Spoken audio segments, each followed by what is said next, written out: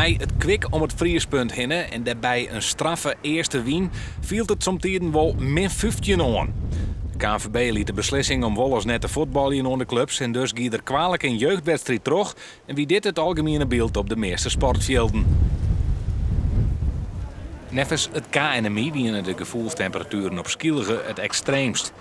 Maar hier in Ljouwert is het net oors. Ik daar sjoggen de mensen blauw van de kjeld. Vorig jaar, dezelfde dag, was het 19 graden.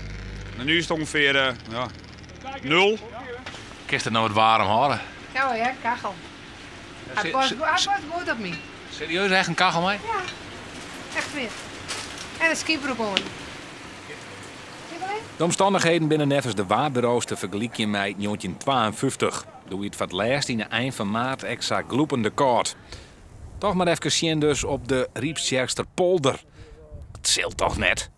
Leo Skul en zijn maten ha een lange skiertnis te lezen, maar met de peerske voor de door nog een streekje zetten, dat is wel iets unieks. We hebben hier correct een oerke rieden kennen, maar nu is het net meer mogelijk, omdat de zin al te volle kracht had.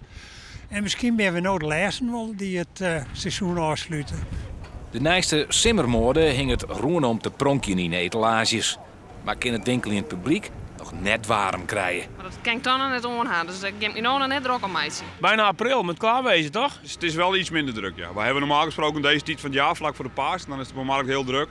En we kunnen wel merken dat de mensen het niet leuk vinden om naar buiten te gaan al. Dus ja, logisch toch? Mevrouw, nou is het eind maart en dan ga je de moffen nog aan. Ja, dat klopt. En ik ben er eigenlijk best wel een beetje zeer van. Ik wil wel zinnen gaan. Ja, hè? Ja, ik ben er helemaal klaar mee.